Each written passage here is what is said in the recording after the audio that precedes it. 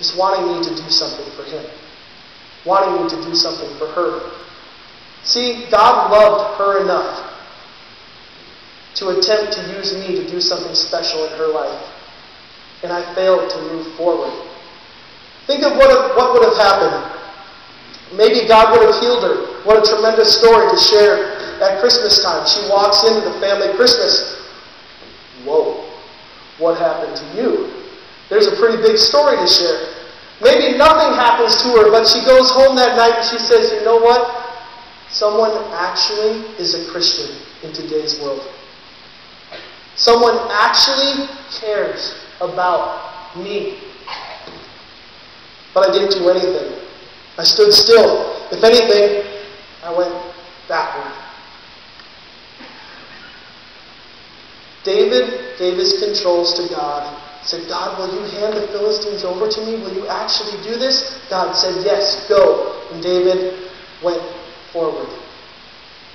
Later on in the story, there's another battle that takes place. Oh, just let me say this one thing.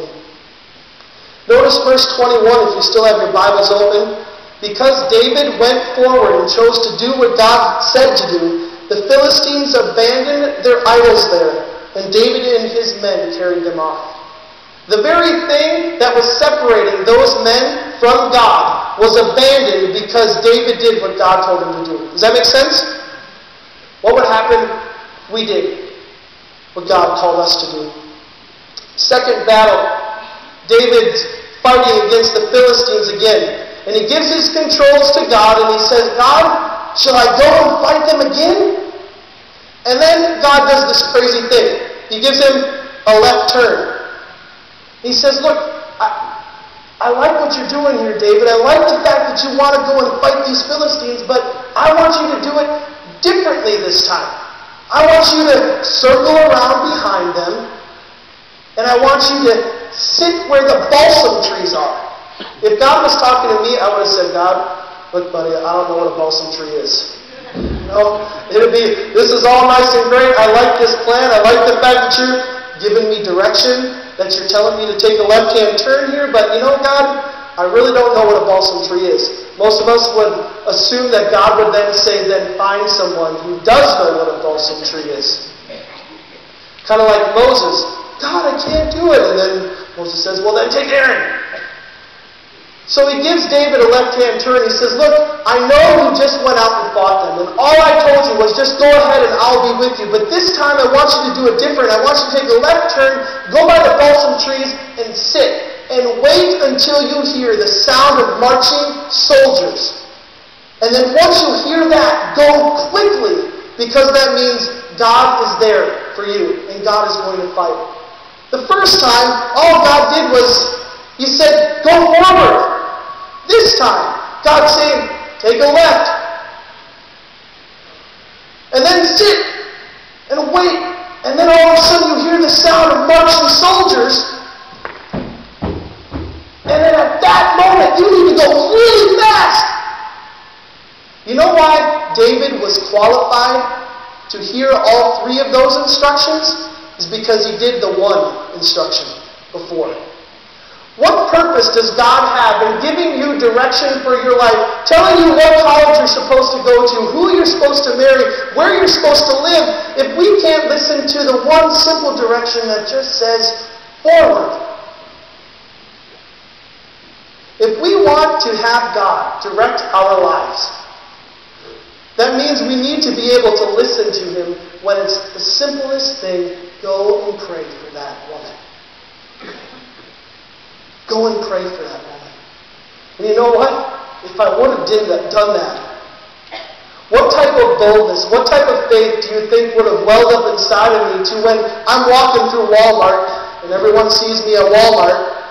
What if you didn't just see me at Walmart telling Jordan, come here, Tristan, shh, stuck on this. Honey, we gotta go, the TV show's on, the game's on. If you didn't see me doing that, but you see me praying over someone, it wouldn't just be a story, I seen Tommy at Walmart again.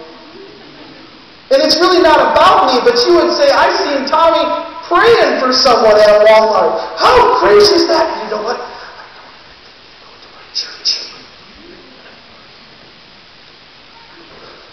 But I'll never be qualified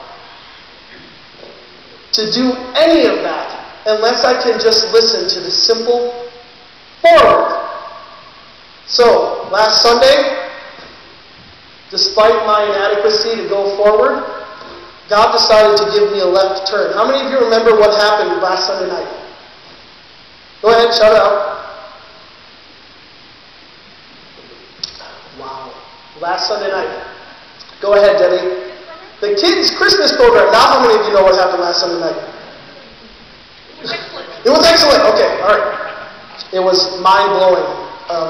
And anyway, I'm getting ready for this Christmas program, and you wouldn't believe how busy I actually was setting up for this. So, 3 o'clock Sunday afternoon, I just ran to Walmart, got 200 Hershey candy bars and some other party hats or something, and I'm coming, and across the street from the church, there's a family that lives across the street from the church. I see that they're stuck in their driveway. They went to go turn into it, and it just didn't get shoveled or plowed properly or whatever, but they're stuck in their driveway. And I'll tell you something, God is directing me going down 169 like I'm supposed to. And God says, go help those people. I said, what am I supposed to do? Go help those people. Go do something for them. What am I supposed to do? I got a Florida vehicle, rear-wheel drive. I'm not even supposed to be here, with this vehicle. I'm supposed to have something different. I just have rear-wheel drive. I don't have a shovel. I'm in my dress clothes. I cannot go and help those people. Go help those people. And then my thought was, God, in case you didn't know, there's this thing called the Kids' Christmas program that's happening tonight. And I really need to make sure it looks really good and that people can tell I put a lot of effort into it. And it needs to go well. And if I go and help those people, which I have no clue how long it's going to take, I can't set up the spotlight, I can't set up the music, I can't get the party hats ready, I can't do anything. Go help those people. And instead of turning to go and help them, I turned into the church parking lot and left them to themselves.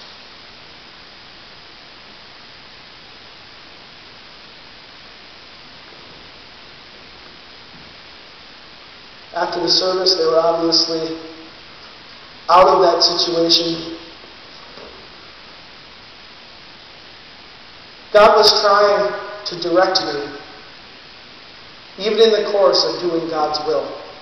You know, there's times where we get so busy doing church work, we forget to do God's work. We get so busy, I gotta be here, I gotta do this. Who cares if the spotlight wasn't set up? Who cares if the kids didn't have a party hat? Who cares if I wasn't able to finish all the other things? If I could stand up, maybe if God allows me and say, look, I went above and beyond to help these people, and I don't care if I get any credit for it. Those people were blessed by God because I chose to do what He said. But that's not going to happen now. Maybe God will give me another opportunity to help those people. I don't know. Maybe God will give me another opportunity to pray for that woman. I don't know. So we talked about forward. We talked about turning right or turning left. One thing we didn't talk about is going backwards. You know, you can go backwards for God. Oh, Tom, I can't believe you said that. When would God ever call us to go backwards? You know, the reason why backwards isn't mentioned in this story is because David didn't do anything wrong. God told him to go straight. David went straight. God told David, go by the balsam trees. He went by the balsam trees. He told him to sit there, be still. Yes, God will tell us to be still. And wait. And then go quickly. David never had to go backwards because he listened.